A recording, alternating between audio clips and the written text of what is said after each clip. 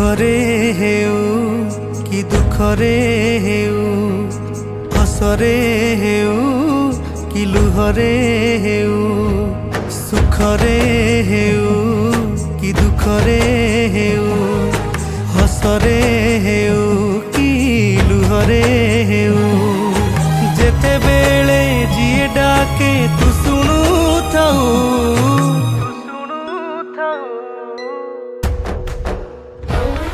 हे महाबाहु, हे महाबाहु, हे महाबाहु, हे महाबाहु।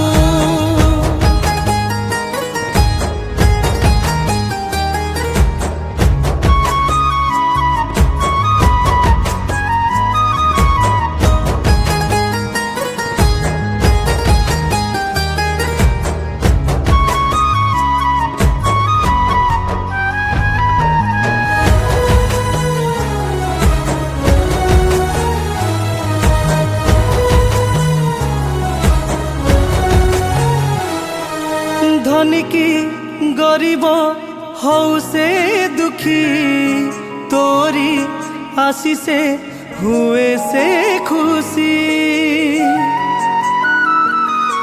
तू तो कालिया एमिति धनी, भकत पाइरे तू महादानी। डाकी देले थरे कालिया बोली, तो हृदय दुआर दौरे खोली। भुज तू बढ़ई कोलेई नऊ,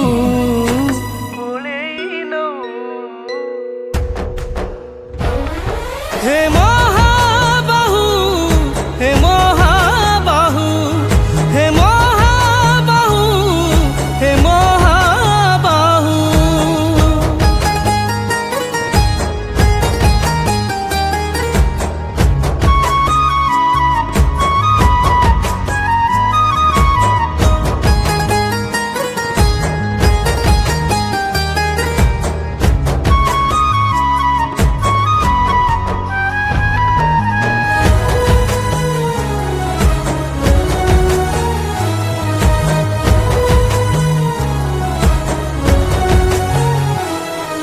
भोकिला पेटकू तो बढ़ार नथिला घरकू तू कुबेर धन।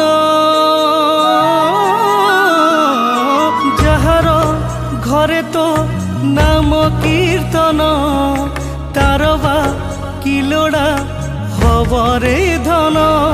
तो भावर डोरी रे सभिଙ୍କୁ बांधु, कीटठू पतंग सबु तो बंधु।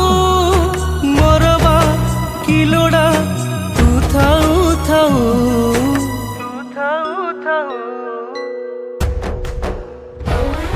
हे